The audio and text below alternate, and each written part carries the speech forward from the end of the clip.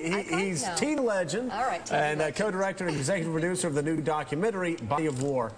And they put it in the prompter, as well as TV legend. Well, there you go, Phil Donahue. Because he is. Just in case there's any question we say to him. Well, Phil, thank you so much. If it's on the prompter, it must be true. It must be true. You learned that after your years in television, right? Exactly. Yeah. So a couple days ago, we had a Nobel Prize-winning economist talking about the costs of this war.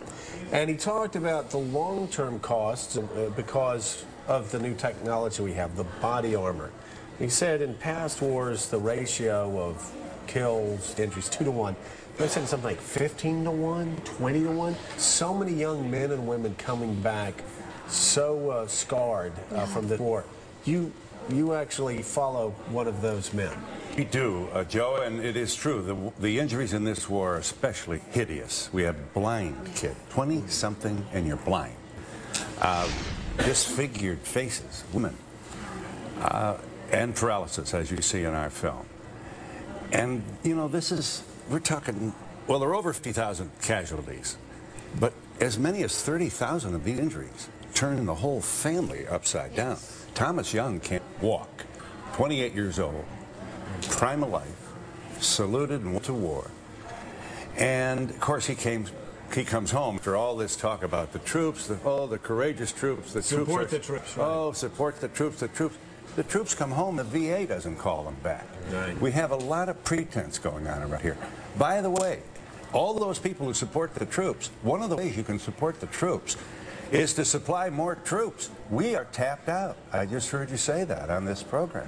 Well, yeah. How about a draft now, Joe? The Army is not only broken, but the men and women that are in the Army now are doing 13, 14, 15-month deployments, go over there, they come back, then they go back over there. You're exactly right. If we're going to continue this for another 2, 3, 4, 5 years, we either hire 200,000 more at astronomical cost, or we start a draft. There aren't any good options. A draft, by the way, a draft that includes the rich. Right. Draft the rich. No more of this pretense. You know, half the people beating the biggest drum for this war would never think of sending their own kids to fight it.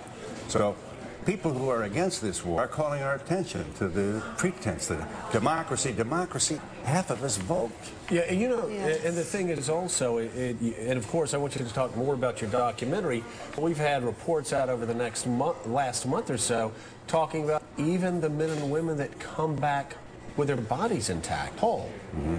Have problems returning because of abuse in their families, because of, I mean, the divorce rates are so high, suicide rates are so high.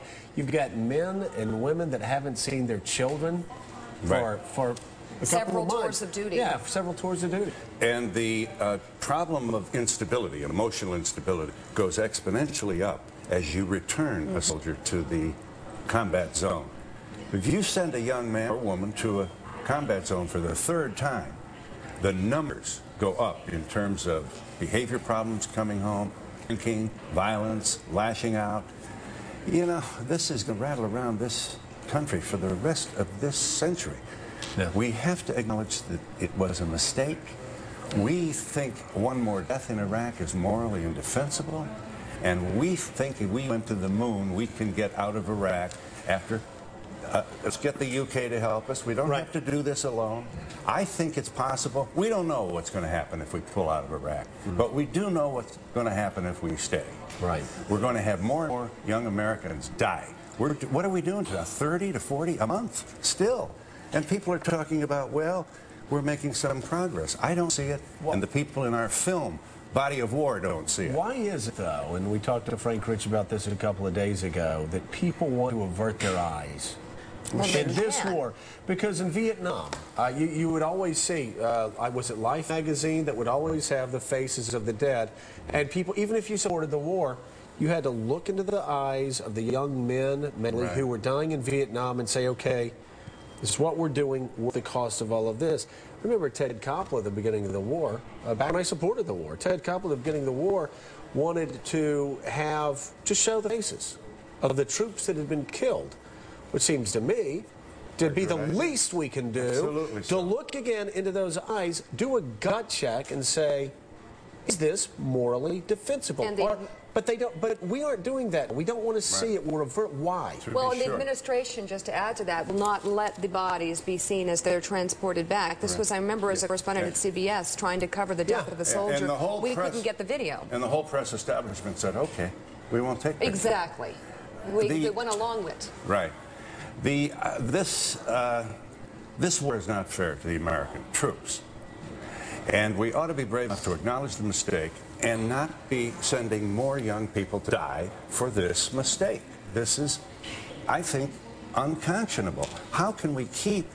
And by the way, Thomas Young, who's the subject of our film, makes this point. He's at home. He has a T4 injury, so he's paralyzed from the nipples down. He's watching television at home, and he sees Britney Spears all over that screen. And in the crawl, 5 American soldiers were killed yesterday with an IED. The coverage of this war has dropped.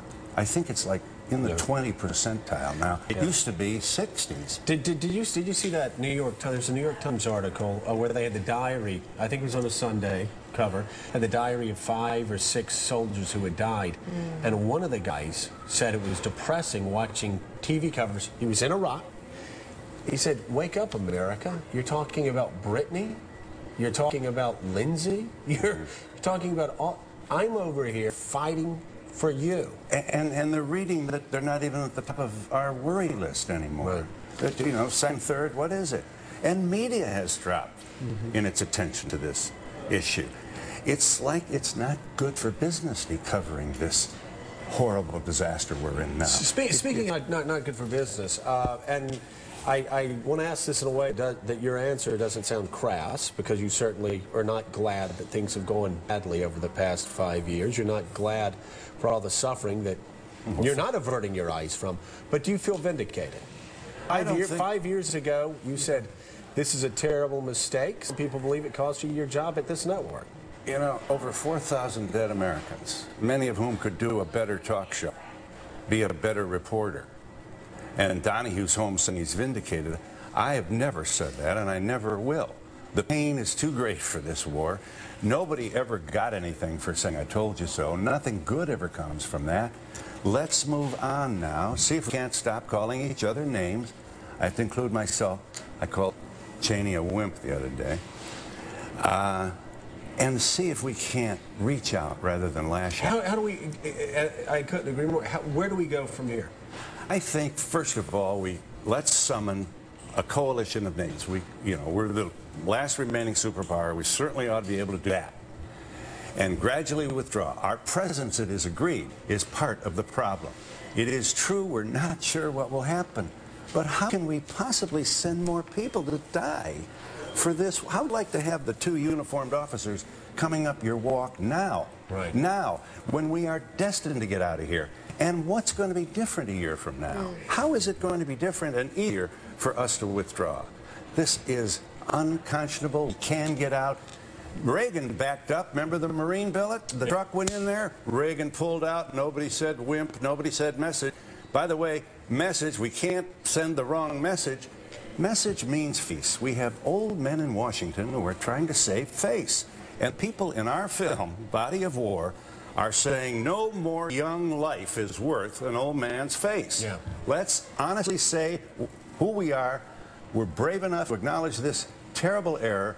We want to close the gap with the rest of the world. We want to show them what we can sell. We have so much to sell. We have the best document in history, the United States Constitution. And we backed away from it in this war. We're the patriots. We're saying, honor the First Amendment, honor the Fourth Amendment. Don't put a person in a cage forever. It's not the American way. Stop this now. Come back to the vision of the framers. Only Congress can declare war, and they didn't do it in this debate. Bodyofwar.com. I'm counting on you, Joe, to come to my film. You too, Mika. I will. All right, Willie, we want you all there now. We won't talk turkey. That's the IFC Theater tonight in Manhattan. We open. Oh, my, are we pumped downtown? Yeah, in Boston at Kendall Square Theater in Boston on Friday. Oh, man, big week for us. Bodyofwar.com. Okay, Phil, thank you so much for being here. Thank you both. It's great having you here. Hope you'll come back. Thank you. By the way, have you picked a candidate yet? I have, but I don't want to say because I don't want to make any more enemies than I already have. Okay. We're trying to get people to come to the movie. Okay, we'll wait until after those. Title Body of War. Oh, wait, the movie, what's it called again? It's bodyofwar.com. Now, my question, I got a question for you, Mika, because sometimes when I go home, I get on the internet thing. If I want to learn about it, where do I go? You go to bodyofwar.com. That's awesome. But that's after you watch the torch relay in San Francisco. Thank you so much. Appreciate you being here. Joe, Mika, thank you, Willie. Be right back on Morning Joe.